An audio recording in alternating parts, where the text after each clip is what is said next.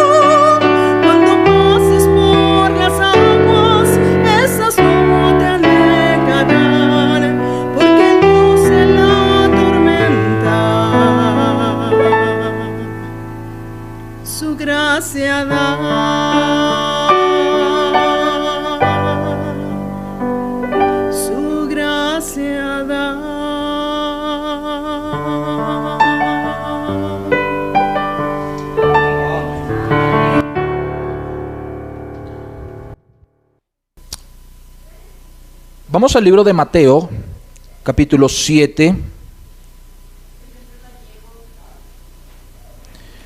Mateo, capítulo 7.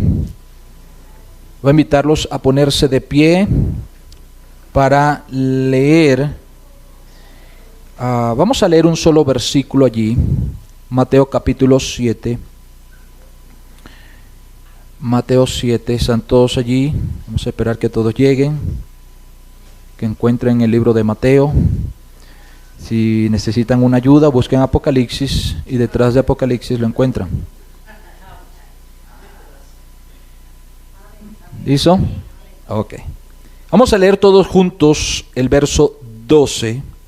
Por favor, repitamos los signos de puntuación y todos juntos a una sola voz leamos el verso 12 a la cuenta de 3. 1, 2, 3. Así que todas las cosas que queráis que los hombres hagan con vosotros, así también haced vosotros con ellos, porque esto es la ley y los profetas. Gracias, Padre. por el privilegio de tener este precioso libro, tu palabra, para que podamos guiar nuestras vidas bajo la dirección de tu Santo Espíritu y con cada consejo, precepto, mandato, ordenanza, testimonio, promesa, principio que tenemos en este precioso libro. Pero Señor, queremos pedirte en esta mañana que sea tu Santo Espíritu guiándonos. Ayúdame, Señor, a poder transmitir la enseñanza el día de hoy, el mensaje. Dame sabiduría, entendimiento, pero sobre todo, Señor, permíteme estar detrás de tu cruz y dejar que tu Santo Espíritu sea quien tome la dirección. Dame fluidez de palabras y entendimiento y fluidez de pensamiento para poder expresarme, Señor. Y habla a nuestros corazones, por favor. Y al final podamos responder de acuerdo al llamado que tú hagas a nuestras vidas. En el nombre de Cristo te lo pedimos. Amén. Pueden tomar asiento, hermanos.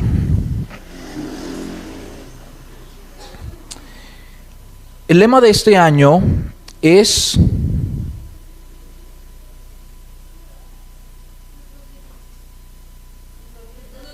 frutos dignos del Señor. Ese es el lema de este año. Hoy vamos a dar la introducción a una serie de mensajes que voy a tratar en los próximos domingos, basados en el Sermón del Monte. No voy a tocar todo el Sermón del Monte. Hemos venido aprendiendo algunas cosas del Sermón del Monte los días martes. Los martes me estoy turnando con el hermano Edgar, quien me ayuda en compartir cada martes un pequeño mensaje.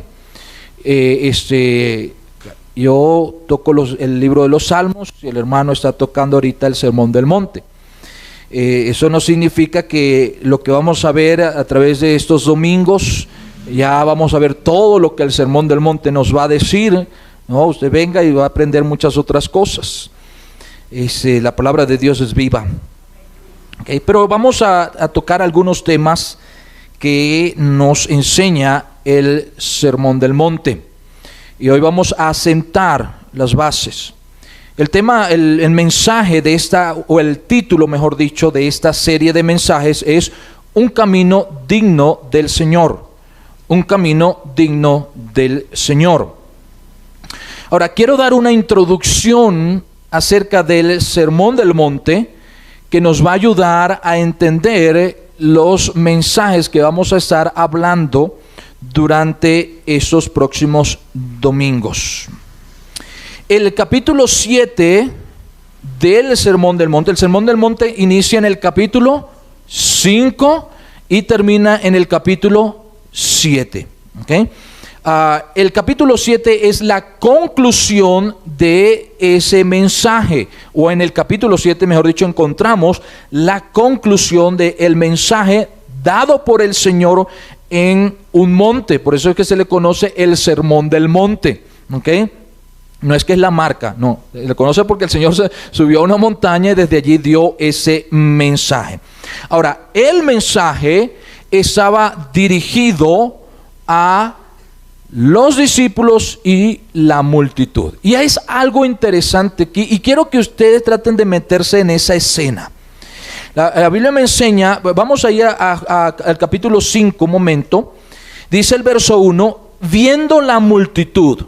Ahora imagínense, trate de imaginarse al Señor Jesucristo viendo toda la multitud. Y dice que subió al monte y se sentó. Y allí los discípulos se acercaron a él. Y comenzó el Señor, dice, abrió su boca y les enseñaba diciendo. Y en el capítulo 5 encontramos la introducción a este mensaje. Y comienza el Señor a hablar acerca de las bienaventuranzas. Ahora, note la escena. Está el Señor, subió al monte, se sentó. ¿Y quiénes estaban cerquita de él? ¿Y quiénes estaban al fondo? Toda la multitud. todo el mensaje fue dado tanto a los discípulos como a la multitud. Ahora, por el contenido del mensaje, o por parte del contenido del mensaje, pudiéramos decir, no, el mensaje está dirigido nada más a los discípulos. No es cierto. Está dirigido a los discípulos y a la multitud, a todos en general, ¿ok? Y la introducción comienza allí hablando de las bienaventuranzas. El tema, todo el sermón del monte lo podemos englosar en un solo tema: la justicia. La justicia.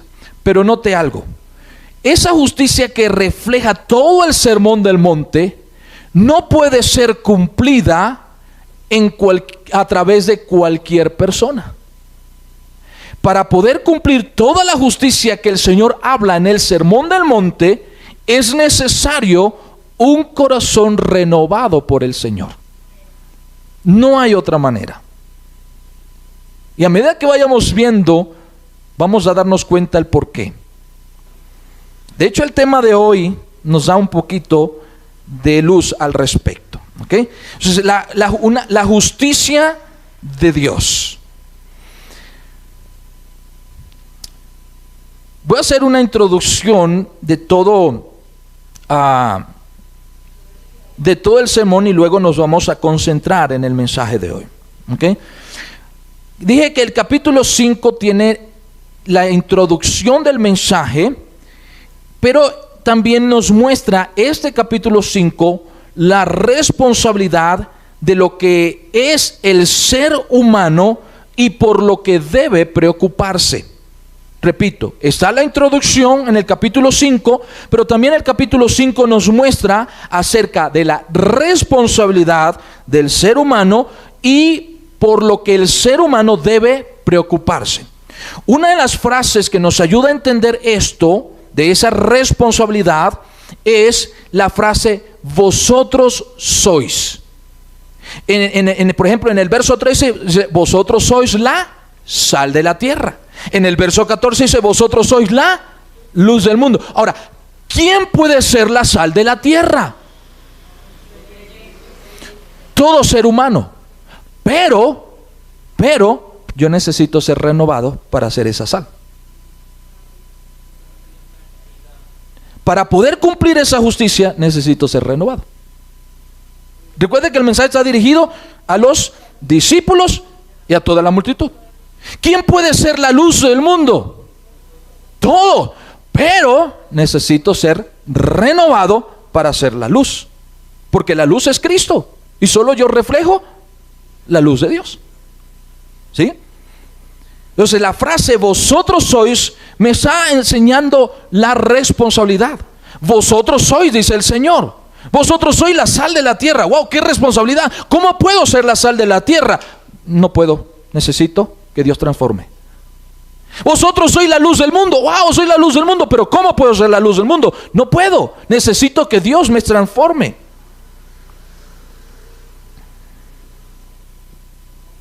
Luego encontramos la frase: oísteis que fue dicho a los antiguos.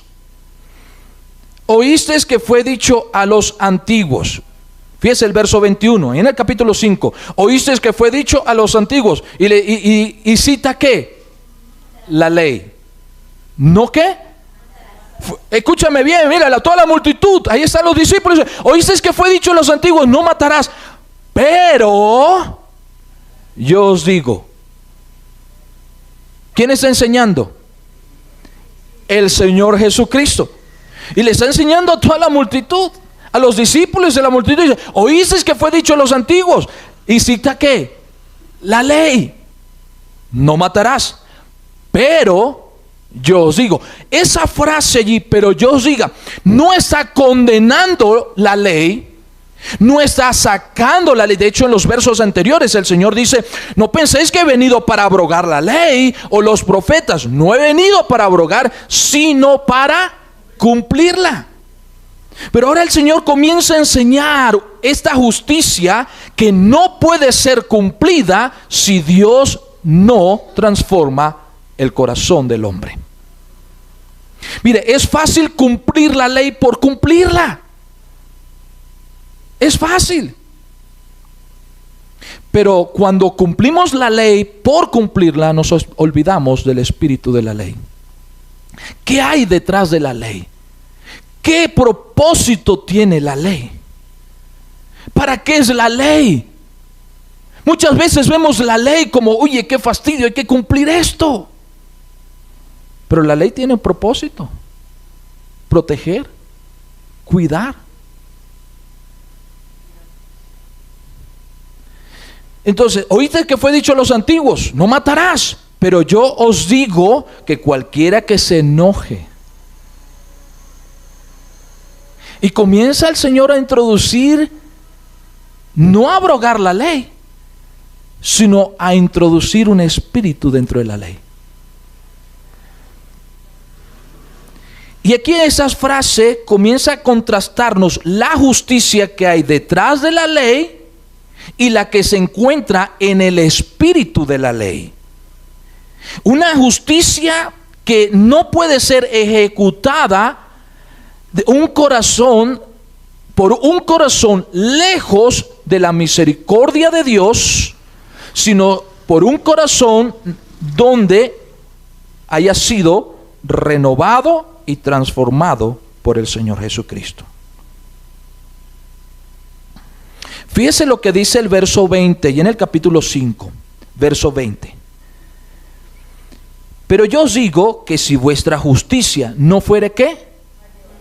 Mayor que la de ¿quién?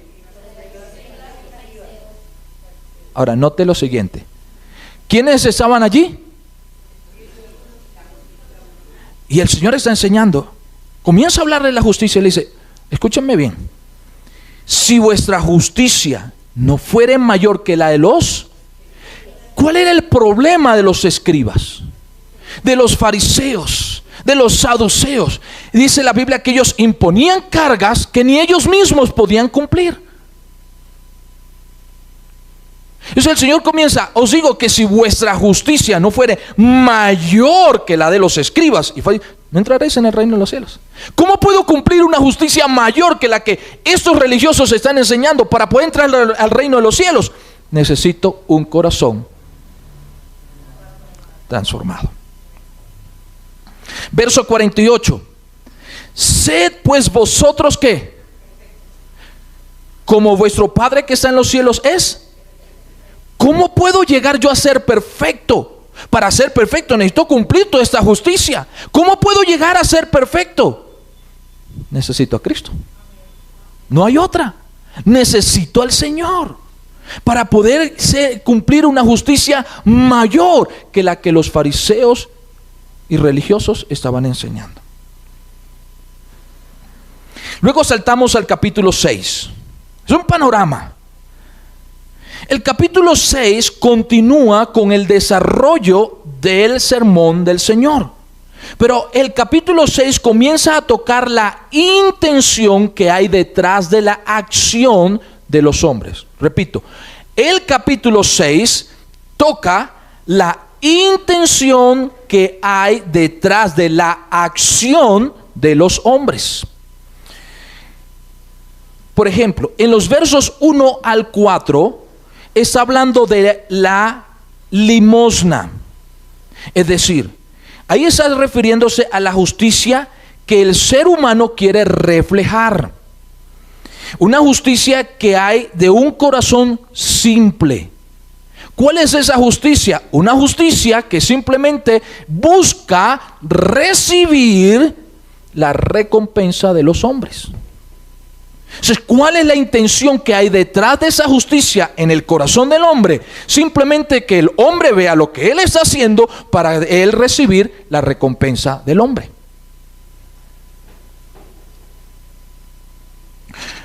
Pero cuando hacemos la justicia que viene de parte de Dios, donde el Señor nos enseña que todo lo que hagamos debemos hacerlo para el Señor y no para los hombres, y Él se va a encargar de ¿qué? De recompensar. Entonces, la intención que debe haber en el corazón renovado no es buscar la gloria de los hombres o la recompensa humana, sino buscar de agradar a Dios, y Él se encargará ¿de qué? De recompensar. Así es. Luego encontramos en los versos 5 al 18, está tocando la oración, el tema de la oración y el tema del ayuno. Y continúa el mismo hilo de la intención. Pero aquí va un poco más allá, porque el énfasis en estos versículos es resaltar la justicia que se encuentra detrás de un corazón o de una persona de hipocresía. Quiere reflejar una cosa delante de los hombres cuando el Señor sabe que eso no hay en su corazón. O sea, esos versículos contrastan la hipocresía o la justicia que hay detrás de un corazón hipócrita y un corazón humilde.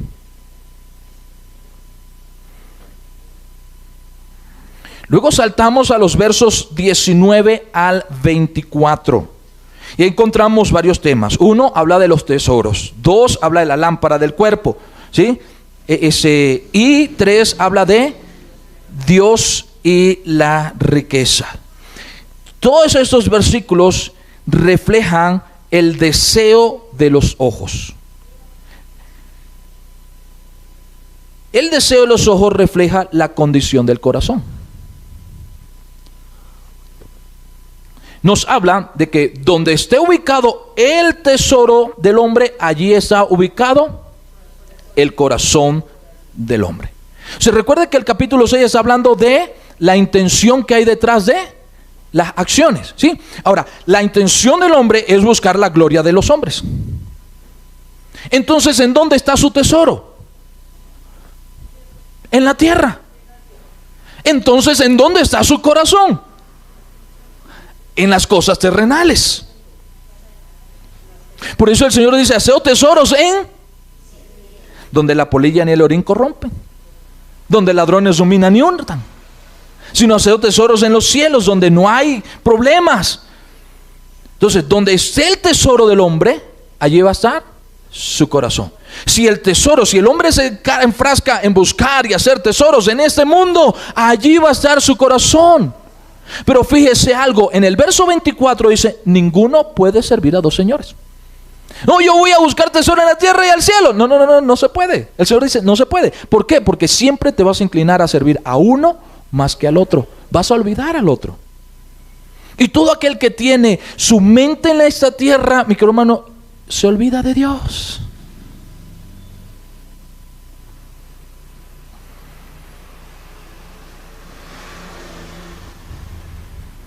Luego encontramos del verso 25 al verso 24, comienza a resaltar las cosas que, siendo necesidades básicas de los hombres, ellas mismas se convierten en productores de afán en la vida de aquellos que se dedican a buscarla. El problema no es buscarla. El problema es que en una búsqueda de esas cosas necesarias en la vida del hombre, comenzamos a desenfrenarnos por buscarlas de una manera desesperada, y esa actitud nos aleja de Dios. Por eso el Señor nos dice en el verso 33: más buscar. ¿Por qué? Uno, porque Dios conoce nuestras necesidades. 2, porque se supone que Dios ha transformado nuestro corazón para depender de Él. 3, porque el Señor dice: los gentiles buscan también estas cosas. Cuando Él dice: los gentiles buscan también estas cosas, y Dios sabe que tenéis necesidad, Dios está diciendo: los gentiles no me tienen a mí, tú sí. Luego entramos en el capítulo 7. O sea, el capítulo 7 tiene la conclusión. Ahora, de los versos capítulo 7 teniendo la conclusión, pero el capítulo 7 refleja la manera como tratamos con los demás. Fíjense en los versos 1 al 7, tiene el tema del juicio, de juzgar a los demás. Y normalmente el ser humano tiende a dar un juicio o a emitir un juicio de manera rápida contra los demás, por sus fallas, sus errores, sus pecados. Y normalmente el juicio que el ser humano establece es un juicio severo, lejos de la misericordia. Fíjese algo, en esos versículos habla de la paja y de qué más, de la viga. ¿En dónde? ¿Acaso la paja y la viga no hacen la misma función en el ojo? Lo Mire, usted le cae una pestañita, algo que es tan delicado en el ojo, ¿cómo se siente? ¡Qué fastidio! Y lo obstaculiza la vista. No importa el tamaño de la cosa que le caiga en el ojo, va a hacer la misma función. Va a molestar, va a cortar va a impedir la visión y le va a causar daño. O sea, cuando emitimos un juicio con severidad, lejos de la misericordia, es porque nos hemos olvidado que yo tengo la misma capacidad para cometer las mismas cosas. El Señor no está condenando al juicio. Lo que Dios nos enseña, no podemos emitir juicio contra las intenciones, porque nosotros no conocemos intención alguna, solo Dios. Pero sí podemos juzgar los hechos. Pero debemos saberlos juzgar. Debe haber misericordia. Debemos reflexionar, entre otras cosas. Luego encontramos versos 7 al 11. 7 al 11. Y encontramos lo que allí es titulado como la regla de oro. Pero estos versos realmente están tratando la relación de un hijo con el padre, donde se manifiesta la confianza que hay en esa relación de hijo a padre para poder pedirle las cosas que son necesarias y aún las que quiere y desea tener, esperando del padre que le dé las cosas buenas y no cualquier cosa que vaya a perjudicar su vida. Ahora, si usted se da cuenta, el Señor usa esta relación para dejarnos saber que Él espera que nosotros tengamos esa relación con Él, de poder pedirle. Por eso dice: pedid, se os dará; buscad y hallaréis; llamad y se os abrirá. Dios espera que nosotros le pidamos, pero nosotros debemos entender que Dios nos va a dar lo que necesitemos y no siempre nos va a dar nuestros caprichos. Luego encontramos el verso 12 en adelante.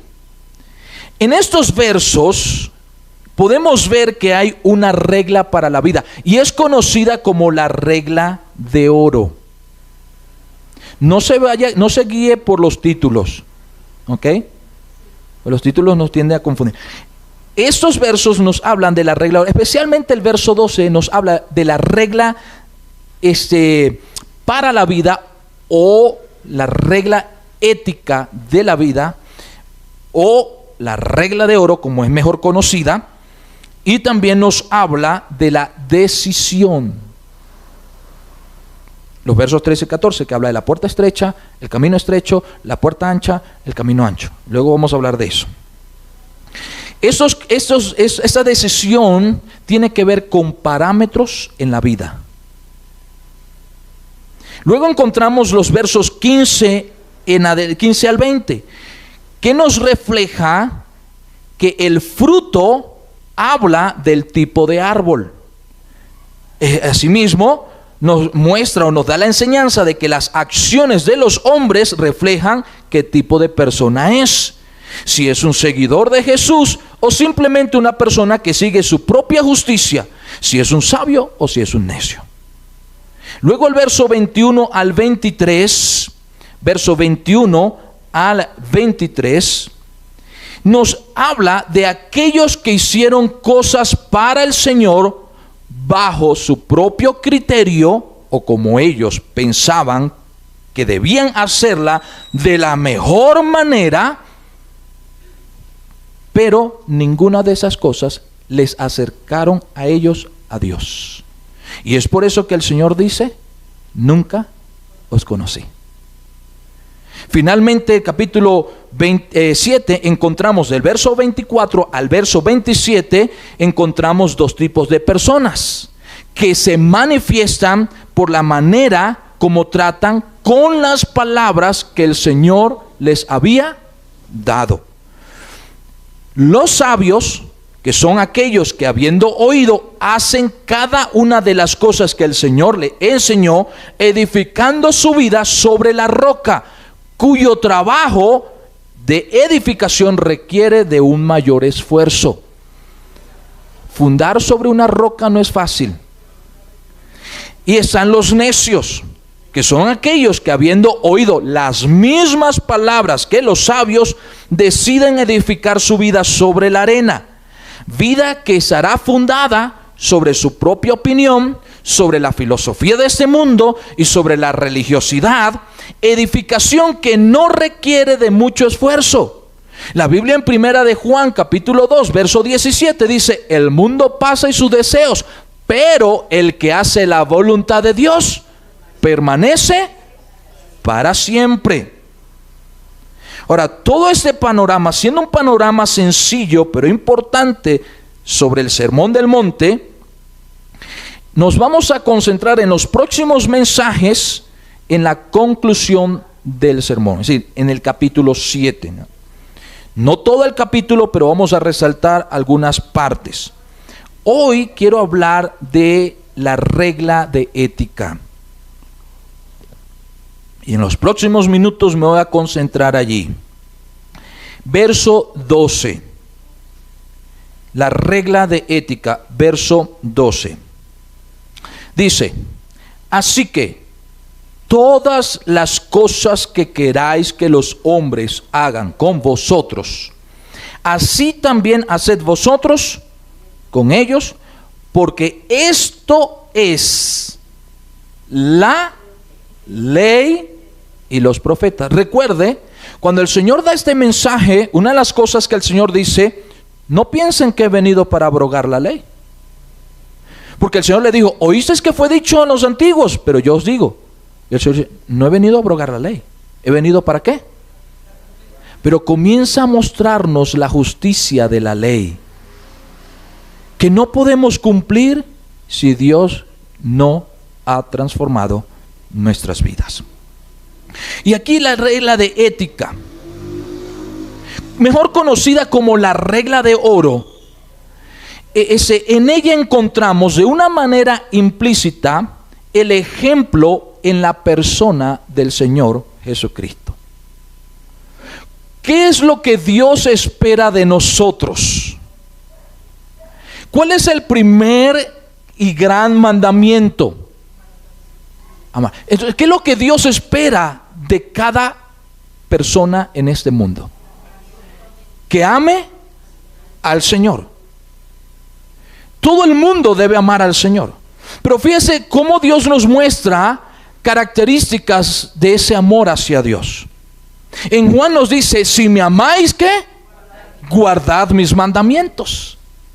¿Cuánta gente hemos dicho? ¿Cuánta gente allá afuera dice, yo amo a Dios? Pero no conoce nada de los mandamientos de Dios.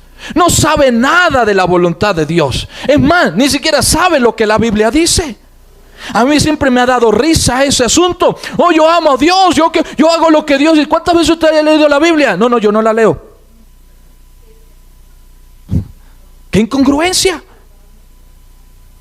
Ahora, Dios desea que el hombre le ame. Pero fíjese esto.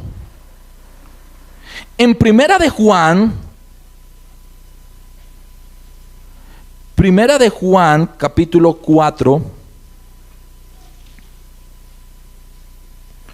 Primera de Juan, capítulo 4, dice la Biblia, el verso 19. Nosotros le amamos a Él porque Él nos amó, ¿qué? Primero. Y aquí está la regla de oro como ejemplo de parte del Señor. ¿Por qué yo le amo a Él? Él primero me amó. Así que todas las cosas que queráis que los hombres hagan con vosotros, así también haced vosotros con ellos. Dios nos amó primero. Dios vino a mostrar su amor por nosotros primero. Él nos manifestó su amor primero.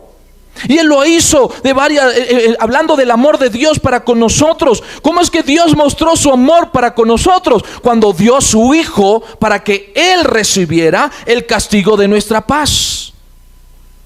Fíjese cómo Dios mostró su amor. Él expuso a su Hijo, Él dio a su único Hijo para que Él recibiera el castigo de mi paz. ¡Qué tremendo! Dios me enseñó a amar y cómo debería de amar. Él mostró su amor cuando puso a su propio Hijo a recibir el castigo por el pecado. La Biblia dice que la ira de Dios está sobre aquellos que no conocen a Cristo como Salvador personal. Y Él expuso a su Hijo Jesucristo para que Él recibiera en la cruz del Calvario el castigo sobre el pecado.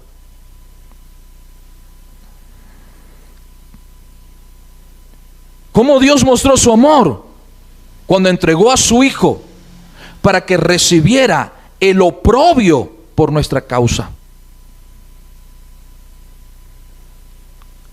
Así que todas las cosas que queráis que los hombres hagan con vosotros, así también haced vosotros. Dios hizo primero. Dios nos mostró primero. Nos mostró su amor. Ahora Dios espera de nosotros que le mostremos ¿qué? Pero ¿qué tan dispuesto estoy yo a recibir oprobio por causa del Señor?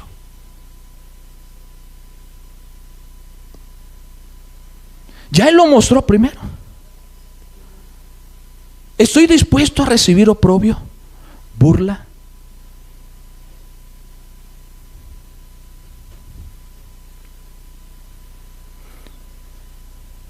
Si Dios tiene un amor sacrificado, donde Él entregó lo más preciado, su Hijo, para darnos ejemplo de cómo debemos tratar nosotros a Dios, entonces debemos aprender, o mejor dicho, debemos ir a la palabra de Dios y ver y conocer los detalles de cómo debemos amarle a Él.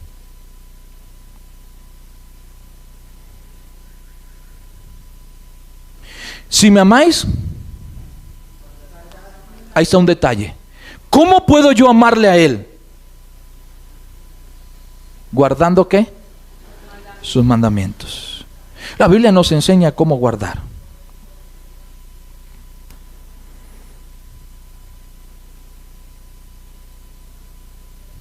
Hijo mío, no menosprecies el mandamiento de tu padre, ni dejes la enseñanza de tu madre. Átalos siempre en tu corazón. Enlázalos a tu cuello. El mandamiento es lámpara, la enseñanza es luz y camino de vida las reprensiones que te instruyen. Para que te guíen cuando andes, cuando duermas te guardarán.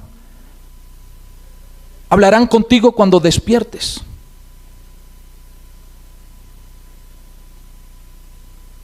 Guarda. Si me amáis, guardad mis mandamientos. Ahí está un detalle. ¿Cómo debo yo amar a Dios? Guardando sus mandamientos.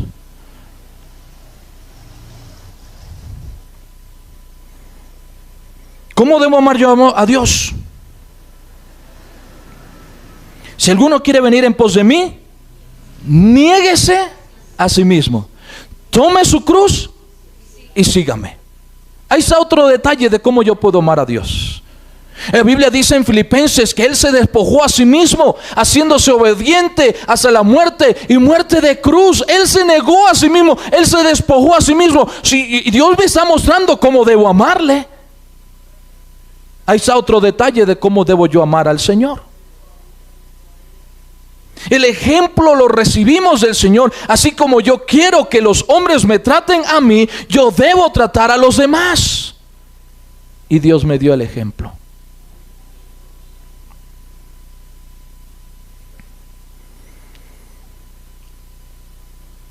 Pero qué difícil se nos hace eso. Suena fácil, suena sencillo. Voy a tratar a los demás. No, el Señor no me especifica si esa persona me trata bien. De hecho, el Señor me habla de amar al enemigo. Wow. ¿Está usted de acuerdo que para yo poder reflejar esa justicia, necesito que Dios transforme mi corazón? No hay otra manera. Una persona sin Cristo no puede perdonar.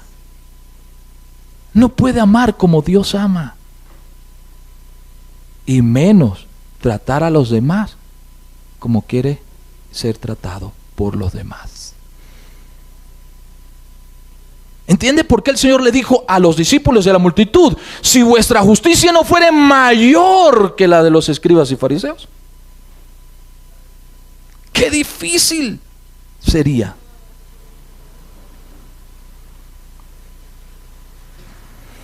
Los más de 600 mandamientos están resumidos en los dos más grandes mandamientos, de los cuales la Biblia dice que la ley y los profetas dependen. El amor que se tenga al prójimo es el fundamento para cumplir con la ley. Cuando el Señor habla de los mandamientos, dice al final: de estos mandamientos depende toda la ley y los profetas. Pero cuando hablamos en Mateo, vaya conmigo ahí nuevamente a Mateo capítulo 7, Mateo capítulo 7, el verso 12, cuando hablamos de la regla de oro, fíjese lo que dice: así que todas las cosas que queráis que los hombres hagan con vosotros, así también haced vosotros con ellos, porque esto es. ¿Qué? ¿Sí ve la diferencia? En el mandamiento dice: de estos dos mandamientos depende la ley y los profetas. Pero de esta regla es la ley. Y es que el mandamiento, el amar a Dios y el amar al prójimo, es el fundamento para poder cumplir la ley. Yo no puedo. ¿Qué dice la ley? No matarás. ¿Qué dice la ley? Ama. ¿Qué dice la ley? No codiciarás. ¿Qué dice la ley? No hurtarás, no matarás, y toda la ley que está. Pero ¿cómo yo puedo cumplir la ley? ¿Cómo yo puedo evitar de envidiar o codiciar lo que otro tiene? Es mi prójimo. La ley me dice que no debo codiciar, que no debo tener envidia, que no debo desear, que no debo hurtar. La ley me dice eso. Pero si yo no amo al prójimo, yo puedo atentar contra él. El fundamento es el amor, del cual depende toda la ley. Ahora, la regla de ética me dice que todas las cosas que queráis, es decir, todo lo que yo quiero que hagan conmigo, eso significa que la manera como yo debo tratar a los demás debe surgir de lo que yo quiero para mí. ¿Sí me está entendiendo? ¿Es facilito? Porque necesitamos, ¿sabe qué, mi hermano? ¿Sabe qué necesitamos? Está muy rica esa agua. Vaciarnos de nosotros para que Dios me llene. No hay otra manera.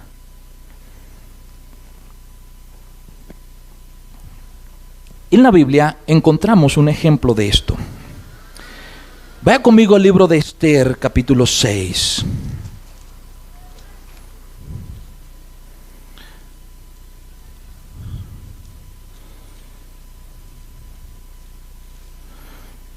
Esther, capítulo 6. ¿Es allí? Vamos a dar lectura. Y hace que al darle lectura usted va a agarrar la idea. Mateo, Esther capítulo 6.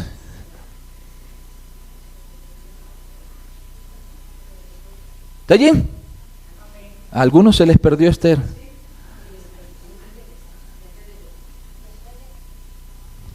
Bueno, escúchenme nomás. Aquella misma noche se le fue el sueño al rey y dijo que le trajesen el libro de las memorias y crónicas y que las leyesen en su presencia. Entonces hallaron escrito que Mardoqueo era el ¿quién? El tío de Esther. Había denunciado el complot de Bigtán y de Teres, dos eunucos del rey de la guardia de la puerta, que habían procurado poner mano en el rey Asuero, es decir, querían matarlo. Y dijo el rey: ¿qué honra o qué distinción se hizo a Mardoqueo por esto? Y respondieron los servidores del rey, sus oficiales: nada se ha hecho con él. Entonces dijo el rey: ¿quién está en el patio? Y Amán había venido al patio exterior de la casa real para hablarle al rey para que hiciese colgar a Mardoqueo en la horca que él tenía preparada. Y los servidores del rey le respondieron: he aquí Amán está en el patio. Y el rey dijo que entre. Entró pues Amán y el rey le dijo: ¿qué se hará al hombre cuya honra desea el rey? Y dijo Amán en su corazón: ¿a quién deseara el rey honrar más que a mí? ¡Qué humilde este hombre! Y respondió Amán al rey: para el varón cuya honra desee el rey, traigan el vestido real que el rey se viste, el caballo en que el rey cabalga, la corona real que está puesta en su cabeza, y den el vestido y el caballo en mano de alguno de los príncipes más nobles del rey, y vistan a aquel varón cuya honra desea el rey, y llévenlo en el caballo por la plaza de la ciudad, y pregonen delante de él: así se hará al varón cuya honra el rey desea el rey. Entonces el rey dijo a Amán: date prisa, toma el vestido, el caballo, y como tú has dicho, hazlo así con el judío Mardoqueo. ¡Wow! ¡Qué balde de agua fría le echaron a este hombre que se senta a la puerta del real! No omitas nada de lo que has dicho. Y Amán tomó el vestido y el caballo y vistió a Mardoqueo y lo condujo a caballo por la plaza de la ciudad e hizo pregonar delante de él: así se hará, varón cuya honra desea el rey.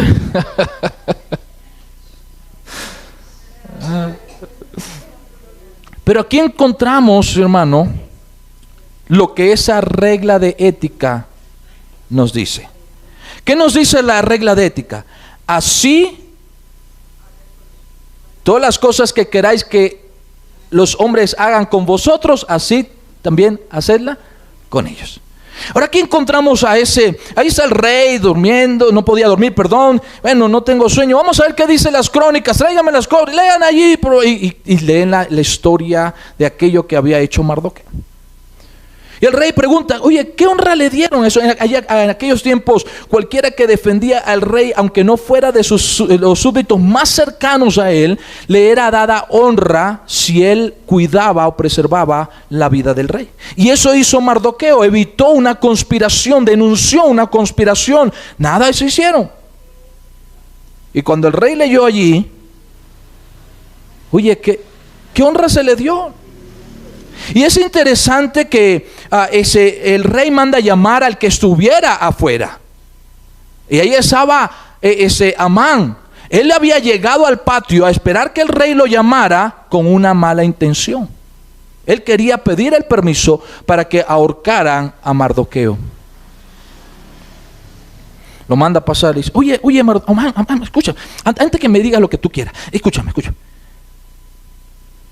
¿Qué tú crees que se le puede hacer al hombre cuya honra el rey desee? La humildad de ese hombre salió por los poros. Bueno, no hay más nadie que el rey vaya a desear honrar. No hay nadie más importante que yo. No hay otro que haya atendido y que haya estado con el rey, haya atendiéndolo más que yo. Bueno, y fíjese ¿de dónde él saca todo esto? De lo que él deseaba que otros hicieran con él. Y esa es la regla, ¿cierto?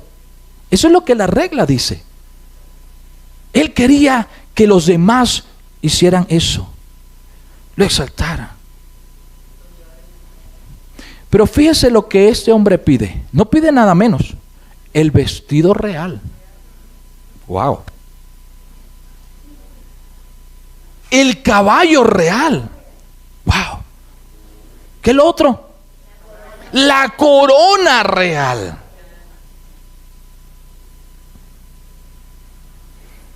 Y luego dice: y denle todo esto a uno de los príncipes más noble, para que ese príncipe lo vista. No cualquiera, no, cualquiera no, el más noble, el mejor de los mejores, para que él lo vista y lo monte en el caballo y lo pasee y comience a pregonar: así se hará al hombre cuya honra desee el rey. Él no sabía cuál era el hombre que el rey deseaba honrar. Por lo menos Amán debió sentirse halagado cuando le dijo el rey: bueno, Amán, ve y tú haz esto con Mardoqueo. Porque él pidió el príncipe más noble. La Biblia dice que el rey hizo de Amán, lo puso entre los príncipes. Por lo menos debió sentirse honrado con darle el privilegio de ir a vestir a Mardoqueo.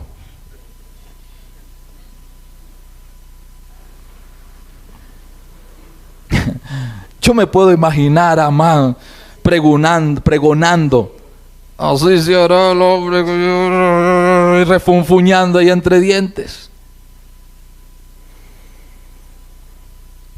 Pero ¿de dónde salió esa honra?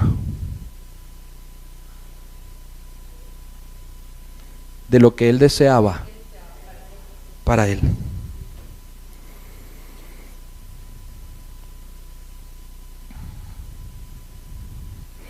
Fíjese, el rey le dijo a Amán: bueno, Amán, ve y toma el vestido, toma las cosas y haz como tú has dicho, no omitas nada con el judío Mardoqueo.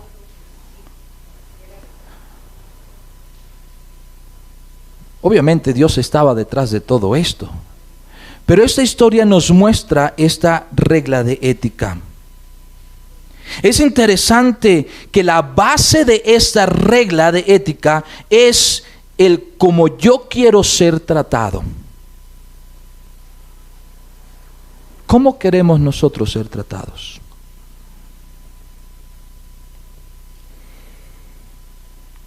Es decir, cada vez que voy a tratar a alguien, yo debo pensar: ¿cómo quiero ser tratado yo? ¿Cómo me gustaría que me trataran a mí? La sustancia de la ley es el amor. Y fíjese algo: cómo al ser humano le cuesta amar a otros más de lo que se ama a sí mismo. Normalmente el ser humano no muestra amor por los demás, un amor mayor que lo que se ama a sí mismo. Por eso es que cuando el Señor nos dice, hablando del segundo mandamiento, nos dice que debemos amar al prójimo como a mí mismo. Y la regla me dice que las cosas que queráis que los hombres hagan con vosotros, así hacedla. Para yo poder cumplir esta regla, yo necesito que Dios me llene de su amor, porque es la base y la sustancia de la ley. No puedo cumplir la ley si no amo, y no puedo cumplir esta regla de ética si el amor de Dios no ha sido puesto en mi vida. Por eso es que ese tema de la justicia que Dios comienza a mostrar en el Sermón del Monte no se puede cumplir si Dios no ha transformado el corazón. Y recuerde, Dios está hablando de todo esto no solamente con los judíos, sino con ¿quién?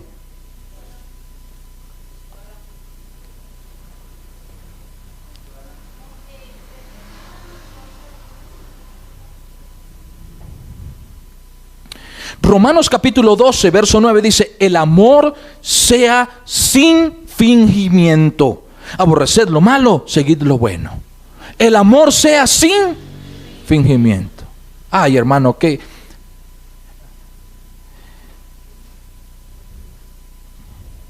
fracasados somos nosotros en este asunto.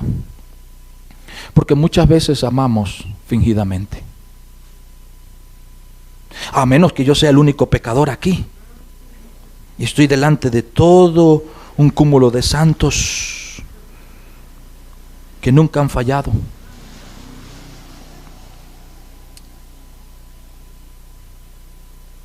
¿Cómo Dios nos desnuda? El amor sea sin fingimiento. ¡Wow! El Señor sabe que muchas veces fingimos amar a los demás. Amán no sabía a quién el rey quería honrar. Si él hubiese tenido ese conocimiento, entonces hubiera dicho otra cosa. Hubiera dado una respuesta diferente.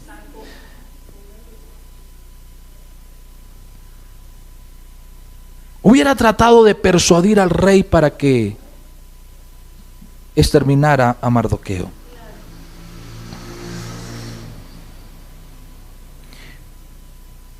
Podemos ver que Amán estaba nada más reflejando el amor de sí mismo o a sí mismo.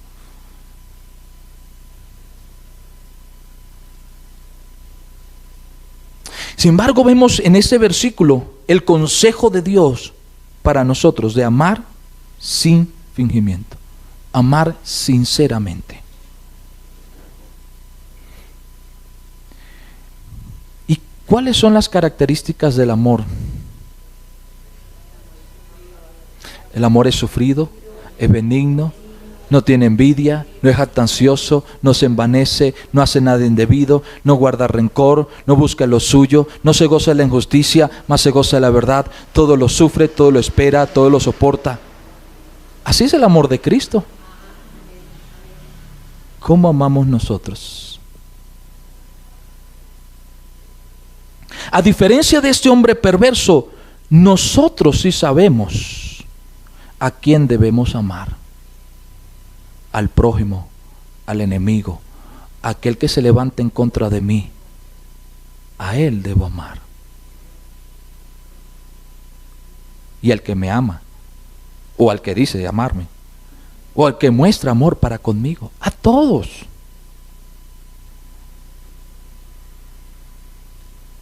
Si nosotros le amamos, o si nosotros amamos al prójimo, o si nosotros buscamos aplicar y vivir este principio del Señor de amar sinceramente, la pregunta es entonces, ¿cómo estoy cumpliendo la regla de ética? ¿Cómo trato a los demás?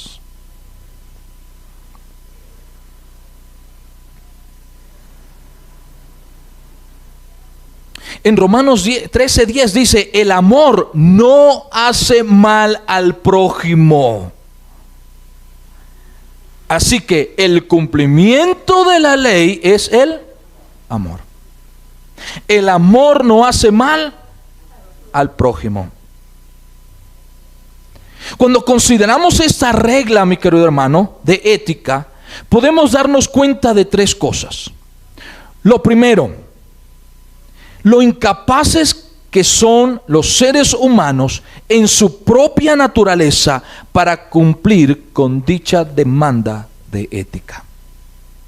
Porque la naturaleza humana está centrada en sí mismo y no hay mayor preocupación que por el bienestar de sí mismo. Necesito que Dios transforme mi corazón. Número 2. Cuando considero esta regla de ética, puedo darme cuenta la gran necesidad que hay en el hombre de Dios para poder tener la capacidad y la fortaleza que se requiere para cumplir con tremenda demanda. No solo de la regla de ética, sino del segundo y más grande mandamiento. Necesito de Dios.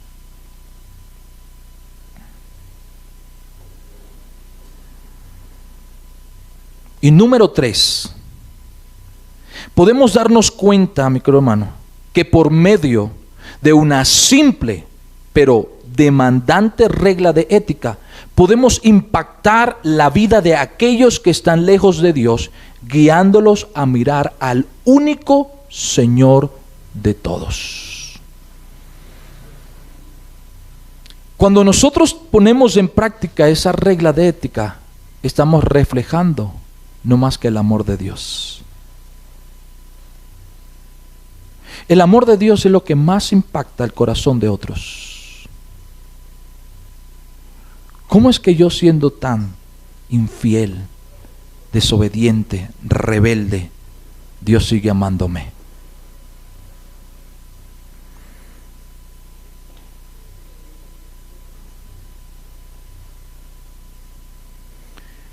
Mateo 7:12 termina diciendo que hacer con los hombres como queremos que hagan con nosotros es la ley y los profetas. ¿Quiere usted ser un cumplidor de la ley de Dios? Cumpla con esta regla de ética. ¿Cómo debo yo tratar a los demás? ¿Cómo yo debo tratar a los demás? Bueno, voy a buscar en mí mismo. ¿Cómo quiero que me traten? Yo quiero que me traten así. Bueno, de esa manera debo tratar a los demás.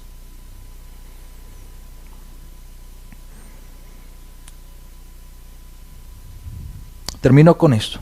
En Romanos 15, verso 1 y 2 dice lo siguiente: así que los que somos fuertes debemos soportar las flaquezas de los débiles y no agradarnos a nosotros mismos. ¿Cómo puedo yo cumplir esta regla de ética? Necesito ¿qué? De mí mismo. Dice, y no agradarnos ¿a quién? A nosotros mismos.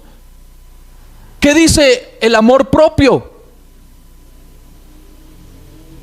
Agrádate a ti mismo, busca el bienestar de ti.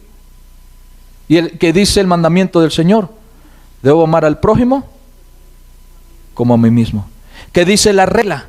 Debo tratar a los demás como yo quiero que me traten a mí. Luego el verso 2 dice, cada uno de nosotros agrade a su prójimo, no a sí mismo, a su prójimo, no a sí mismo, a su prójimo en lo que es bueno para edificación. Porque puede salir alguien por ahí que diga, no, yo estoy agradando a mi prójimo en aquello que es malo y que no edifica.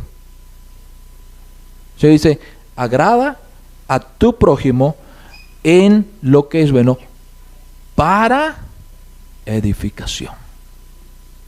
Para edificar al prójimo. Estos versos nos dan o nos indican pasos que nos ayudan para cumplir esta demanda de ética. 1, no buscar de agradarme a mí mismo. Esa es el no buscar de agradarme a mí mismo, es una práctica que puede comenzar a vivir aquellos que han madurado en el Señor. Número 2, debemos agradar al prójimo en todo lo bueno y nos muestra un límite. No hacer cosas que delante del Señor son pecaminosas o con propósitos malignos con tal de agradar al prójimo. No, Dios dice en lo que es bueno, para edificación. Y número 3, el propósito de la regla de ética es la edificación del prójimo, de otro. Un camino del Señor, digno del Señor, perdón. Un camino digno del Señor inicia dando cumplimiento a estos dos componentes: el segundo y grande mandamiento y la regla de ética. Tratar a los demás como yo quiero ser tratado. Pero ahora, ninguna persona que no ha sido transformada por el Señor puede cumplir esta ley o esta justicia. Pero para yo poder cumplir siendo transformado por el Señor esta regla, yo necesito la fortaleza del Espíritu Santo. Porque aunque yo he sido transformado por el Señor, sigo con la naturaleza carnal. Y solo el Espíritu Santo, quien me guía, me puede llevar a mí a dar cumplimiento. Dios está hablándole a los discípulos y Dios está hablándole a la multitud. Está comenzando el ministerio del Señor Jesucristo. Y más adelante, uno de los discípulos le pregunta al Señor: Señor, ¿cuántas veces debo perdonar a mi hermano?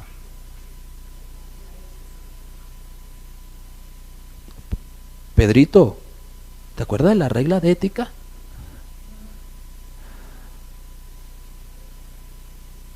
Es que Pedrito estaba pensando, es que me la ha hecho ya 3 veces.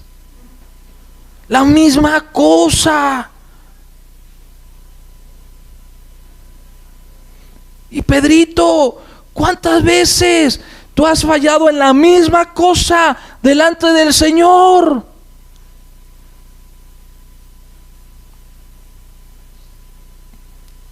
¿Cuánto necesitamos del Señor? ¿Cuánto necesito del Señor para dar frutos dignos de Dios?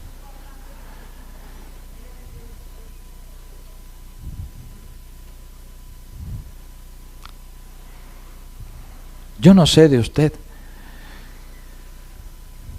pero yo necesito mucho de mi Dios.